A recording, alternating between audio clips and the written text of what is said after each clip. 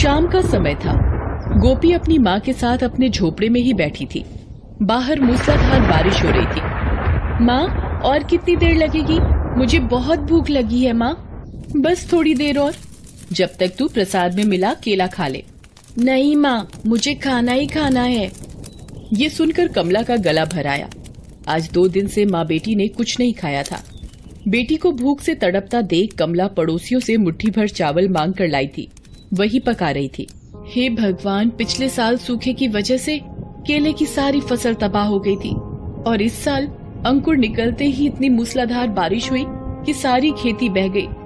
और कितनी परीक्षा भगवान। अभी वो चावल उतार कर गोपी को खिला ही रही थी कि बाहर दरवाजे पर कुछ आवाज हुई। दोनों ने बाहर निकलकर देखा तो वहाँ पर एक गर्भिणी बंदरिया पूरी तरह से भीगी, ठंड से कांपती हुई खड़ी थी। माई, मुझे मारना मत, मैं तुम्हारे आगे हाथ जोड़ती हूँ। मैं गर्भवती हूँ। मैं यहाँ बारिश से बचने के लिए खड़ी हुई हूँ। बारिश रुकते ही मैं यहाँ से चली जाऊंगी। ये तो ठंड से कांप रही है माँ, क्या हम इसे अपने घर पर रख ले माँ? गोपी की भोली भाली बात सुनकर कमला उस बंदरिया को रखने के लिए मान गई।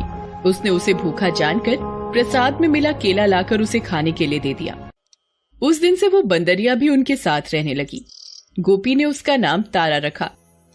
जो भी रूखा सूखा मिलता कमला पहले गर्भवती तारा को देती, फिर गोपी को, बाकी जो बचता खुद खाती।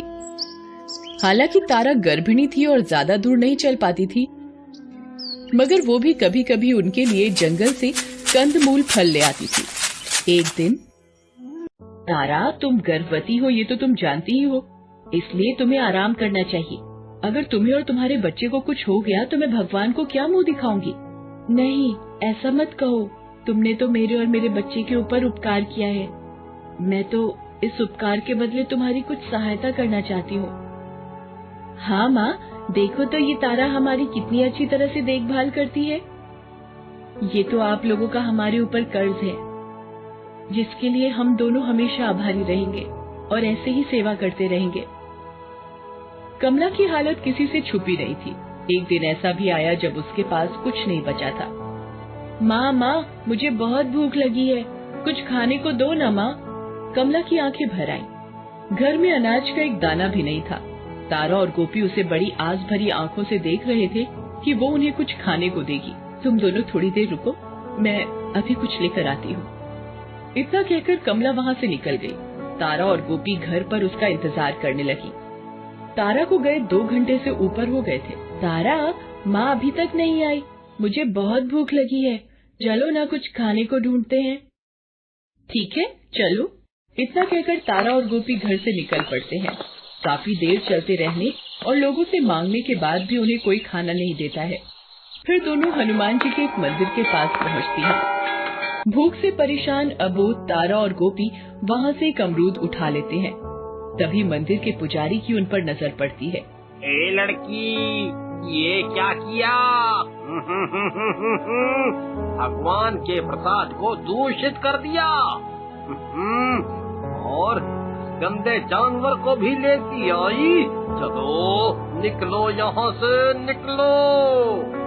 बाबा जी, एक फल ले जाने दीजिए, बहुत भूख लगी है।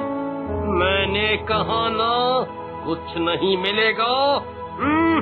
और वो उसके हाथ से फल छीन लेता है।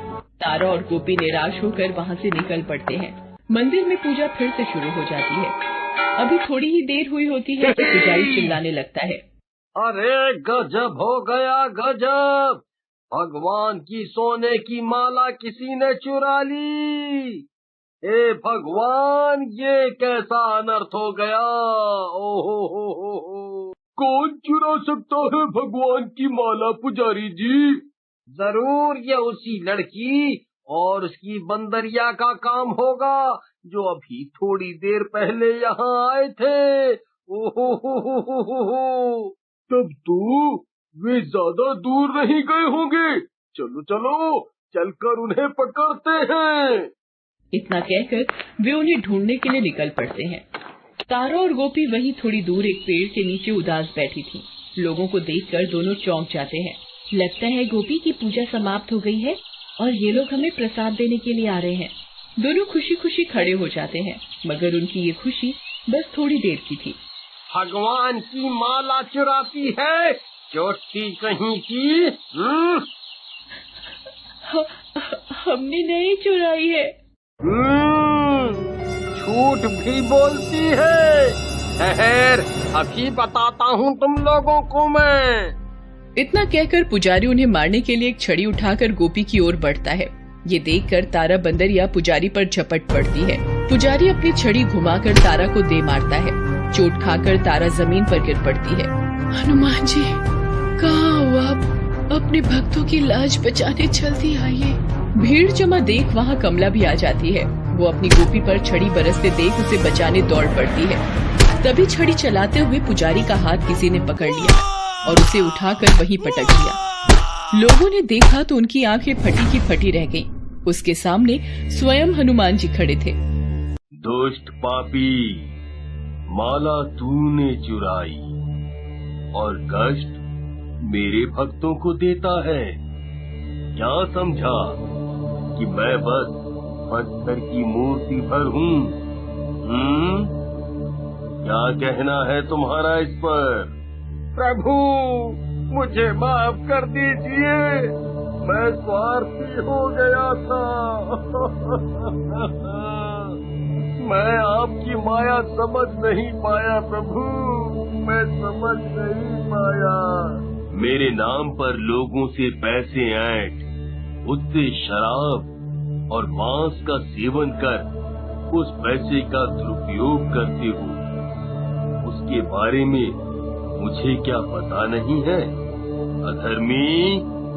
गांव के लोग भी ये बातें सुनकर हैरान हो जाते हैं। इतना बड़ा पाप, इसे तो भगवान की सेवा करने का कोई अधिकार ही नहीं है। उन्हें बातें करते देख हनुमान जी उनसे कहते हैं, और तुम सब इस पाखंडी की बातों में आकर इन गरीबों को मारने आए थे। धिक्कार है तुम पर। यह पापी इन पर प्रहार कर रहा था और तुम लोग खड़े खड़े देख रहे थे। क्या हुआ जो इस बच्ची ने प्रसाद को छू लिया? अरे, मंदिरों में पत्थर की मूर्ति पर फल फूल अर्पण करने से अच्छा है कि उन्हें किसी गरीब को दे दिया जाए।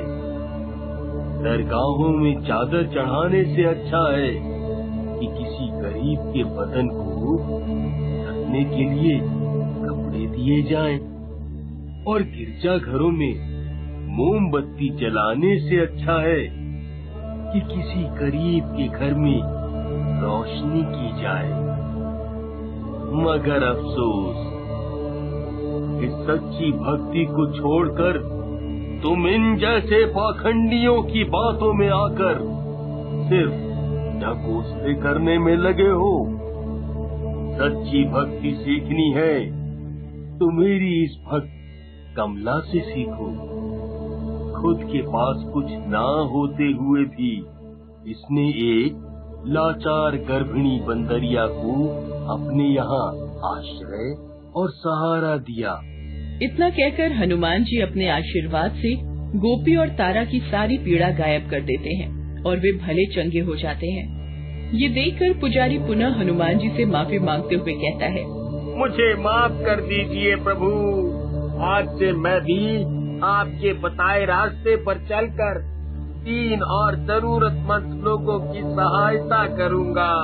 हाँ, यही मेरे लिए तुम सबकी सच्ची भक्ति होगी। तुम सबका कल्याण हो। जय श्री राम। बोलो बजरंग बली की जय। बजरंग बली की जय।